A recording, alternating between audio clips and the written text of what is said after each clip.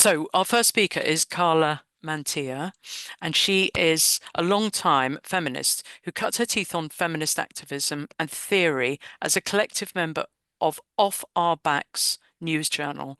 She taught sociology, research methods, and statistics at a variety of colleges and universities in the Washington, D.C. and surrounding area. She worked for nearly 18 years as the managing editor of an academic women's studies journal. Throughout her tenure there, she witnessed the field of academic women's studies devolve into something unrecognizable as feminism to her. So thank you so much, Karla, for speaking to us, and over to you. Thank you. Thank you very much. It's wonderful to be here and just wonderful. We're so grateful for all the work everyone's doing. Today, I'm going to be speaking about what happened to academic women's studies and kind of detail how the scholarship morphed into and enabled transgender ideology. As Joe said, I worked as the managing editor of a women's studies journal for nearly 18 years. Prior to that, I had been at Off Our Backs, and the contrast between the two is striking, not just in terms of academic versus accessible writing, but in terms of intellectual significance. That is, most of the articles in the Women's Studies Journal ran the gamut from irrelevant to obfuscating to actually anti-feminist, in my view. I'll talk today about the ways that postmodernism and queer theory influenced academic women's studies. I'll give you some examples of writing from women's studies journals that highlight many of the ways the scholarship went off the rails. Finally, I'll talk about how women's studies scholarship and theorizing, with its inherent fallacies and numerous fatal flaws, led to transgender ideology. Joe, are the slides up? Can I have the second slide? There we go. Thank you. So postmodernism, the theoretical basis of women's studies was very influenced by postmodernism, which came about in the mid-20th century, around the 1960s, and flourished in the academy for the ensuing decades. Postmodernism was a reaction against modernism and Enlightenment values. Modernism grew out of the increasing influence of science and secularization in societies, and furthered Enlightenment values. So postmodernism is expressly against Enlightenment values, and Enlightenment values are typified by empirical evidence and science-based knowledge, the idea of objective truth, where truth exists outside of the human mind. There's a real world actually out there, and the values of reason and progress. So those are Enlightenment values, and postmodernism was against those values. So in postmodernist thinking, knowledge is not evidence-based, but it's a product of power. People who claim knowledge are really just trying to gain power over others. There's no such thing as truth or objective reality. There's only subjective experience and individual perceptions. And finally, and again, there's a lot more to this, but I'm giving a very brief overview. There's an opposition to what they call meta-narratives, which are an overarching explanation of events that attempts to understand or explain social patterns. So no generalizations. Generalizations are bad. Interestingly, some people think postmodern ideology, it was kind of like a delayed trauma response to the catastrophic losses of World War II and the deployment of the atomic bomb. People were shaken and afraid of what the implications were that these events could happen, given the promise of the ideas in the Enlightenment and modernism. So the thinking was that reason, scientific and evidence-based knowledge should have prevented something as barbaric as a war of those proportions. If those values didn't stop the devastation, then they were rejected. I think it's interesting that one stage of trauma response, called the intrusive thought stage, is characterized by depression, hopelessness, despair, questioning moral integrity, and a profound lack of trust in humanity. It seems to me that postmodernist thought is characterized by those very qualities. It's like they couldn't figure out why Enlightenment thinking hadn't prevented those world wars, despite access to evidence, science, and reason, massive wars and genocide could still happen. In my view, because the theorists and philosophers and academics were mostly men, they couldn't admit to acknowledging male pattern violence. They hadn't figured out that it was men's propensity to violence and aggression that causes war. So instead, they came up with the convoluted and nonsensical theories of postmodernism. Next slide. Postmodernism in academic women's studies and English departments emerged as queer theory in the 1990s. So here's a basic idea of what queer theory is about. Queer theory is about challenging binaries, which are just pairs of opposites like man, woman, straight, gay, normal, abnormal, which they say are dominant, and they normalize thinking that structures our understandings of gender and sexuality. So the idea is that one component of a binary is preferred, valued, and privileged over the other. So there's a dominant subordinate paradigm in the binary, which they're critiquing. So queer theory says that gender is a binary system that privileges masculinity and straightness over femininity and queerness. So to challenge oppression in queer theory, you simply reverse the power hierarchy inherent in the binary, which they call decentering or subverting the dominant paradigm. So for example, they would privilege and value women over men, gay over straight, abnormal over normal. This seems like it could have some utility, but applying this concept to nearly everything, which they do, results in the idea that being subversive is good on its own merits because it disrupts the power dynamics of binaries. So when you consider binaries like moral, immoral, kindness, cruelty, healthy, sick, good, bad, if you turn those on their heads, you don't necessarily get the great scenario. It can and does lead to pedophilia being privileged over sexuality between consenting adults, where pedophilia is the subordinate part of the binary. So it's always opposite day with queer theory. All subverting binaries is good, which is ironic since you can't say something is good or bad, or you have to privilege the bad, I assume. In my view, postmodernism and queer theory eviscerate any semblance of a moral compass. Next slide. Without a grounding in reality, this kind of thinking leads to such morally rudderless conclusions as rape crisis centers cause rape. So this is taken from a feminist journal where the author is talking about self-defense classes and women's and rape crisis centers, which she says aim to empower women, but in fact they reinscribe the gendered construct of women as vulnerable and in need of protection from predatory men. It is these constructions, and she means self-defense classes, rape crisis centers, perceiving women as vulnerable, that she says are in fact the cause of rape, and they may only perpetuate the problem they seek to solve. So here, she has reversed cause and effect. Rape is caused by rape crisis centers. Well, it's clever, and it might get noticed among academics because such a departure from common sense is just notable. It's not plausible, ethical, or accurate. Next slide. Next, I will talk about the effects of postmodernism and queer theory on academic women's studies. So I'm going to talk about these 8 characteristics that I'm going to give an example of next. I'm going to give like a little quote from women's studies academic journals that illustrate each of these. Next slide. So the first is use of obfuscating vague language. So I'm going to read this, and it's going to be tough to get through, but I think it's important to kind of just illustrate what the depth of how wrong women's studies has gone.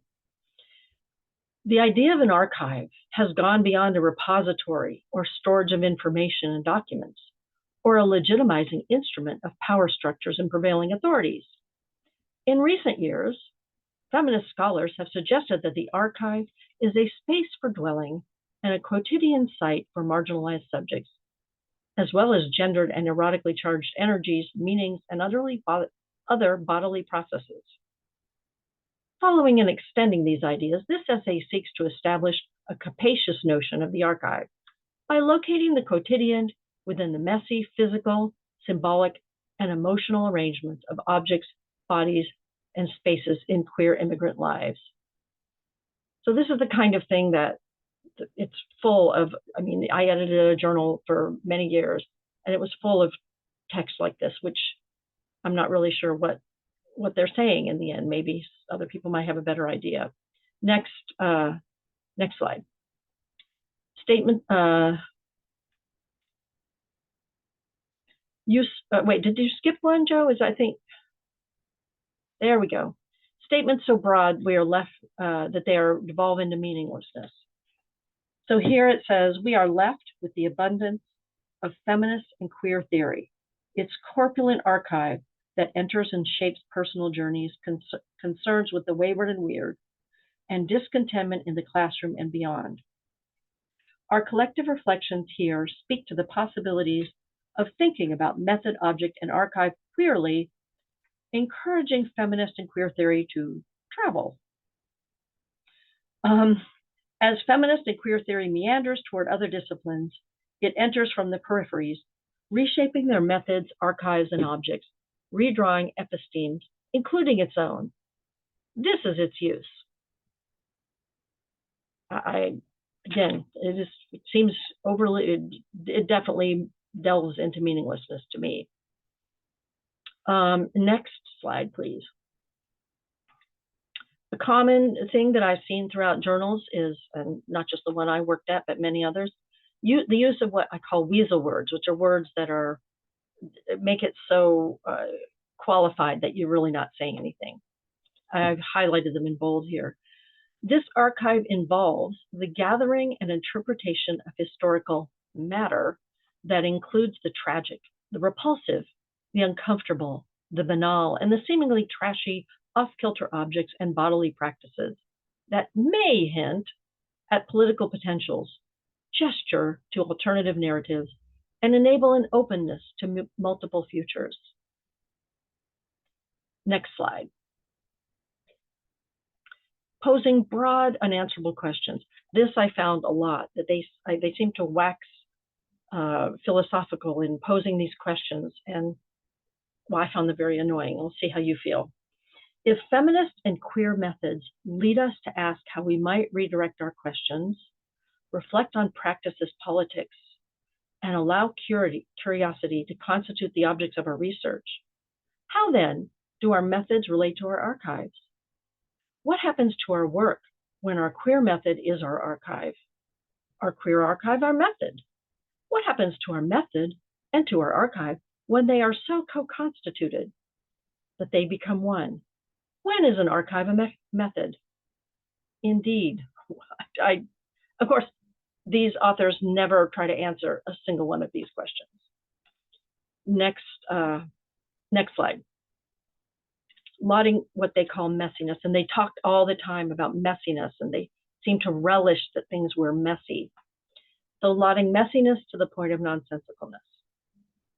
I advocate for debate and for the investment of intellectual effort into thinking what feminist pedagogies might look like and how they could be practiced in this context.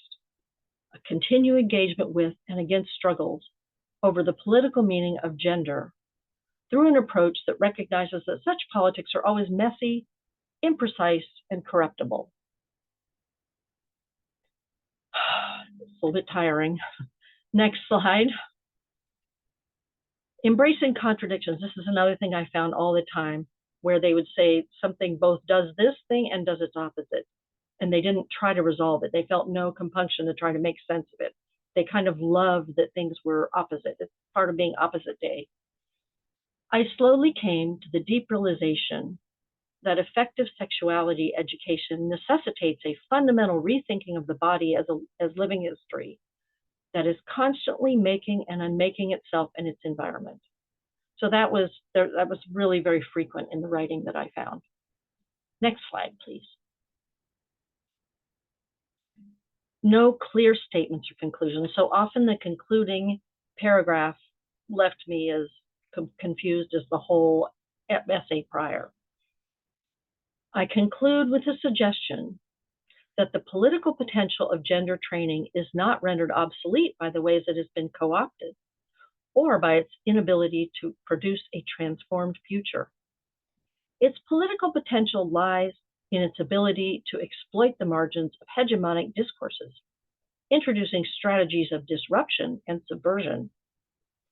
Accordingly, I argue for developing forms of critical engagement that track the ambivalences of dominant discourses and identify therein strategies for resisting the capacity of gender to serve the purposes of imperial politics.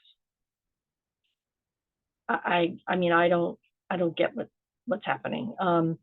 I believe that they're really not saying anything, and that in effect, there's no way to disagree or argue with any such text or writing because they're saying nothing. So how can you disagree with it? There's like literally no statement there that you could agree or disagree with. It's in a way, it's very safe. Ultimately, it's an attempt to appear smart by being wordy and obscure, but there's really nothing there. Next slide. The last characteristic I want to talk about is something that is very important, I think, and that is that they completely deny anybody making any kind of generalization or talking about any social pattern.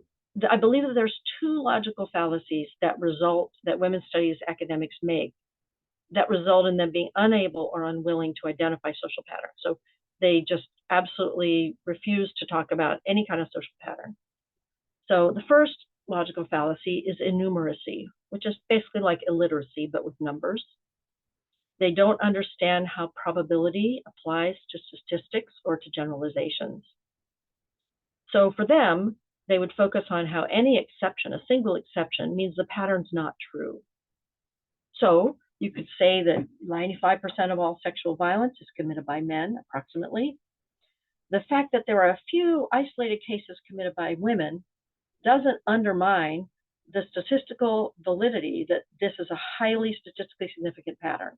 95% is incredibly significant. They talked a lot and spent a lot of time talking about exceptions as if the exceptions were more significant than the patterns themselves.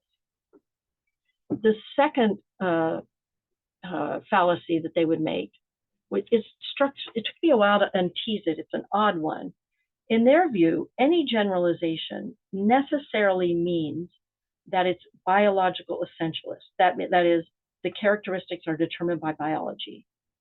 And that essentialism automatically, inherently means determinism, which is there's no way to change the pattern. So if you embed in a generalization the idea that it's biologically based and also unchangeable, then it's kind of making generalizations does seem a little bit fruitless. The result is that all statistically significant pattern differences between groups are seen as biologically based and therefore unchangeable. So if they would see any social pattern, they could either disprove it by elaborating at incredible detail the few exceptions, or they would conclude it's natural and biological and therefore unchangeable. This leaves them unable to talk about, let alone identify, or try to address male pattern violence. Rape, domestic violence, child sexual abuse, all male violence against women, all which are highly statistically significantly perpetrated by men, more than women, we all know. None of that, in their view, results from male dominance, but they're random acts. Rape and sexual abuse are not seen as male pattern behaviors. They can equally likely be perpetrated by any gender.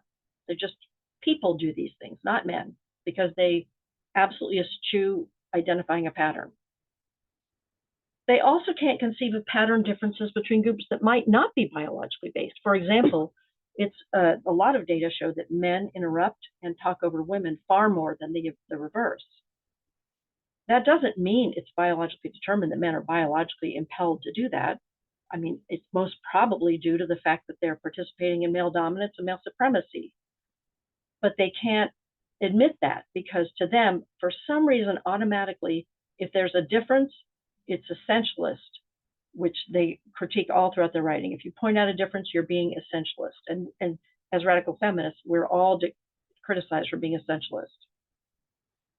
They also cannot see sex role stereotypes, which is interesting because they don't see how social forces might affect people's behavior. For example, the way women and men typically or stereotypically dress, haircuts, clothing, wearing jewelry, makeup, all those kinds of things.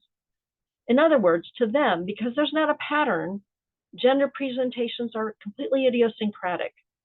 Individuals are not affected by society. None of us are affected by society, clearly. It's all just random. So they conclude it must be biological, which I think led them to come up with gender identity. Because since they can't see culturally imposed sexual stereotypes, there must be this biological or essential thing, gender identity, that explains it. Ultimately, seeing patterns that do exist as essentialist and also determinist is defeatist at its core. They can admit that there are social cultural patterns, so they have no way of advocating for social, cultural, or political change. Next slide.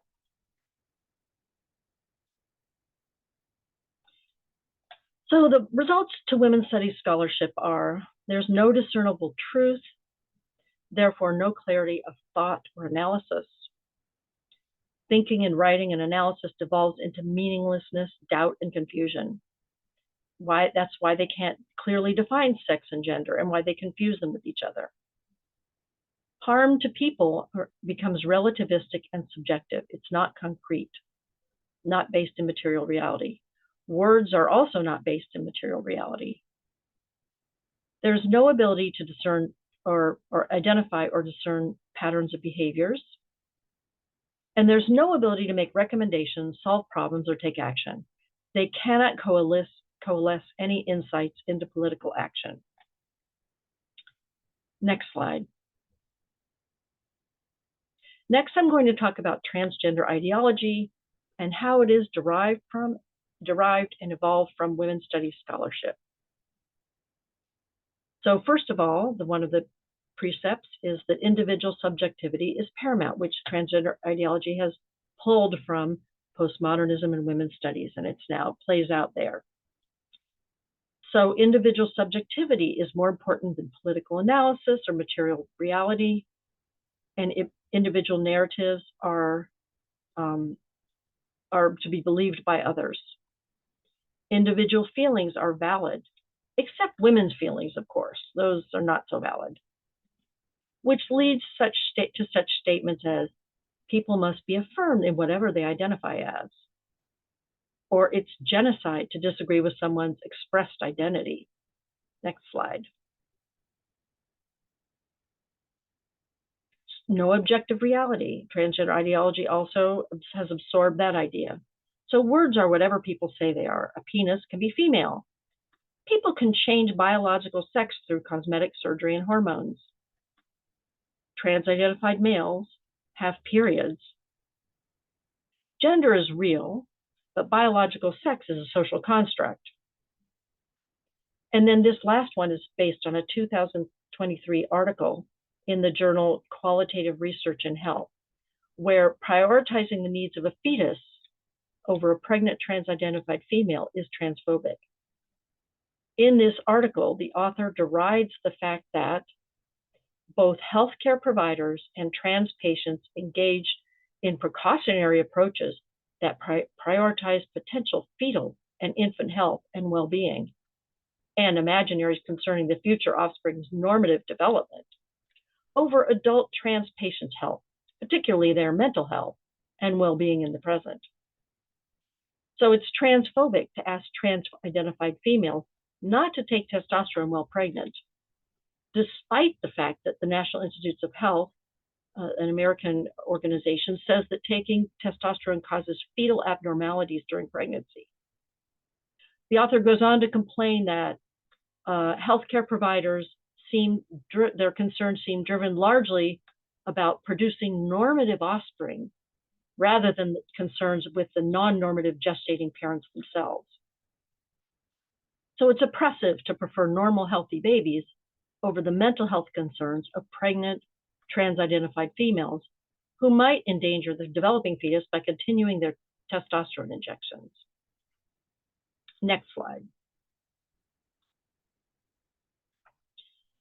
Harm is subjective. Again, another kind of ideology pulled from postmodernism through queer theory, through women's studies. Again, you get statements such as, it's harmful to trans-identified males to be excluded from women's sports. And never mind the harm that has actually occurred to some women who have been in encounters with overly strong males in those sports. The harm of males not being included in women's private spaces is more important than the harm to women, which that harm is actually questionable or dubious anyway.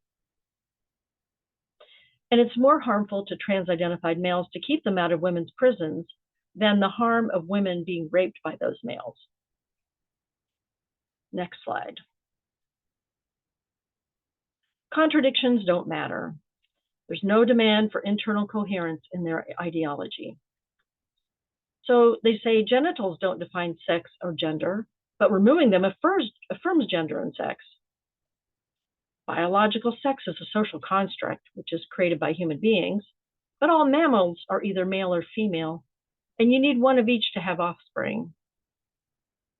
Biological sex is a social construct and not meaningful or important, but you do need an actual adult human female for surrogacy.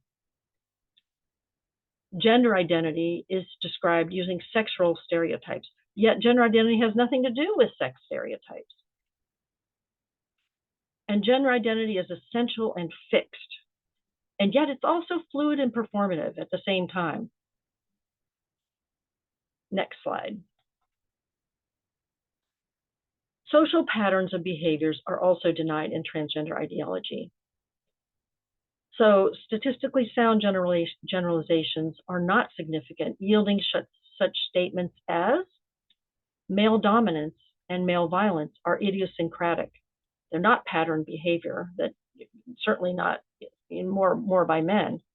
And therefore, it is a false generalization to attribute them to men.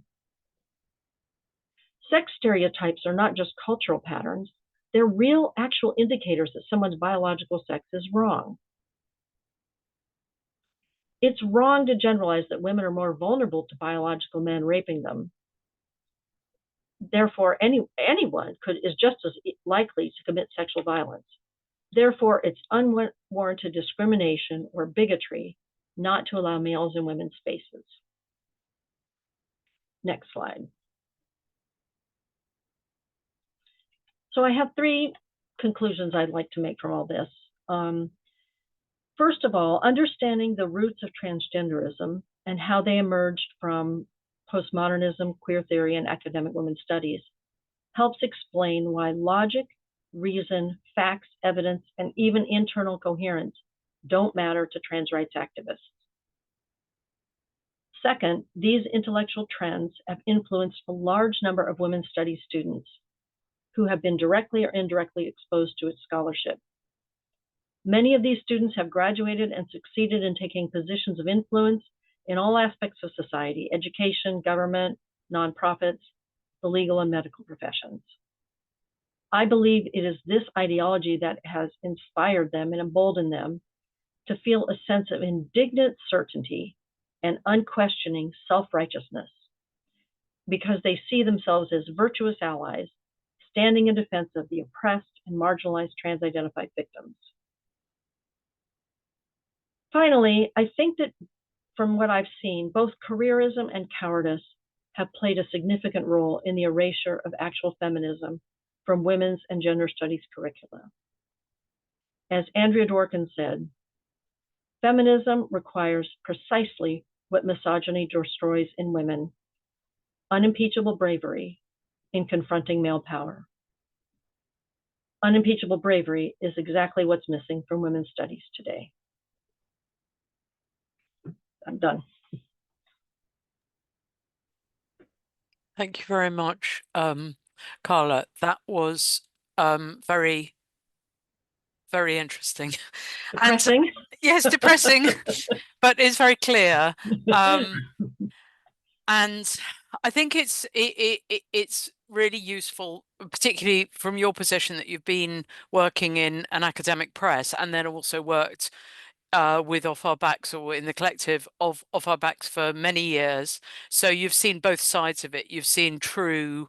I guess would you have called yourselves radical feminists in Off Our Backs, or were you? Yes, for the most part, we were. There was occasionally a woman who felt she was more socialist feminist, but there was a good contingent of us radical feminists there. Yeah, and whatever you called yourselves, you were absolutely doing what I guess we would want to be done. It was sort of real material Yes. class struggle of women trying to overthrow our oppressors. Um, and then you've seen this decay, which is incredibly awful. So I've got a couple of questions. I've got one from Sheila Jeffries, which said it's about the postmodernism being my phone's. Uh, so she said, why couldn't rise of postmodernism be a backlash to feminism rather than Second World War? Which I suppose Oh, just to clarify that. yeah, that's also something I've thought about as well. Well, I partly because postmodernism emerged in the mid 1960s, a little bit before the women's movement became stronger. But I've definitely also seen that certainly relativism, which I think is kind of the earlier predecessor of postmodernism, emerged in response to this first wave of feminism. So I do see that as an important uh, strand, or perhaps where it came from. Yeah. That's a good point. Yeah, and I'll just have a look at this. There's a question from Mary here in the Q&A. So, does Carla believe that postmodernism was used as a tool to strengthen internalized sexism among young women studies students, women, to sort of rebel against their own feminist mothers, boomer generation, and to take the cause away from the previous generation? I get maybe. I mean, I feel like it was kind of led by the women's studies faculty that I that could be true. It's hard to identify, what there could be various strands that made it overdetermined that it would take the course that it did. But it seems to me that feminism was so powerful and it was quite a threat to men throughout the academy. And it was a lot safer for these women's studies professors to write all this, you know, unintelligible balderdash because then they weren't as big of a threat. And so, but it could be that some of the students were also feeling upset about their mothers. But I don't know. I feel like there were a lot of boomer mothers were not feminists too. So that could be a strand. There's no way to know really. There's a point here, which is sort of a question from Dorothea. It says critique of meta-narratives, also backlash against Marxism and fascism as attempts to make better societies which totally failed. Yeah, that's also true. I think that there's meta narratives can certainly go wrong and can be overly generalizing, but I don't I to me it's throwing the baby out with the bathwater to get rid of all meta narratives because then you just devolve into meaninglessness. You don't know which way to turn, what to do, where to go, how to improve things. You ultimately understanding is better than just saying giving up and saying it's all meaningless. I can't. It's confusing mess. Yeah, yeah. Um, right. Do you think that the funders, the like the Ford Foundation, I guess, or whatever, the funders who fund universities, do you think they know that what they're doing? Do you think that they led this change as well? Or the high ups in universities, the patriarchal misogynists, I don't understood know if they this? let it, but certainly they might be more inclined to not fund programs or research that is more hard-hitting feminist talk critiquing men men's violence. I mean, that a lot of men feel really threatened. So funders, a lot of whom are staffed by men on the boards, may look at that and just prefer another kind of research that is less innocuous, more innocuous to them. I think that they may read something that, what makes men rape. They might go, oh, it might make their genitals shrink, how to say, and they might just not like that research and like the research that's more about, say, what are they? The robots and cyborgs. There's all big thing Yes. on cyborgs. They love cyborgs Yeah. because Yeah. they don't exist. What are they talking about? Why are they focusing on cyborgs when women are being killed all over the world? I don't get it. Yeah. I mean, I tend to think they are very conscious. I think they're quite clever. They are enemy, Mm. and they're conscious, and they actually know what they're doing. But you're much more generous than I am. I, I think they understand what total nonsense they're funding, and particularly in these humanities, because they just see them as a threat. So it's good to just totally discombobulate the enemy. But I mean, you've had very close-up experience, so your ideas are Less very with valid. funders, though, more with just academia, women's studies professors. Yeah, yeah. They seem Okay. to believe in what they're saying. I find it, early on when I first started working at the journal, they were talking about doing an issue on sex work. And I was so naive at the time. I still thought that what I would say might matter. I learned quickly that I had no say. But I said, well, maybe we should at least have one article from the abolitionist perspective. And they laughed at me and said, you mean like the work of Janice Raymond? Ha ha ha ha. And I'm like, Wow. Wow. oh, and so then I went up to who seemed the nicest one later, and I said, "What's your objection to Janice Raymond's work?" And she said, "Well, I've never actually read Janice. I don't know anything about it." And I'm like, Yeah, but they knew what they were meant to be saying. Look, unfortunately, we've come to the end of our time, so we're going to have to stop. But everybody who's enjoying this, which I'm one of those people, we're really lucky because Carla's going to come on next week and do another talk. So we'll be able to continue this sort of discussion, although it's "Oh, slightly different angle, but it be absolutely linked.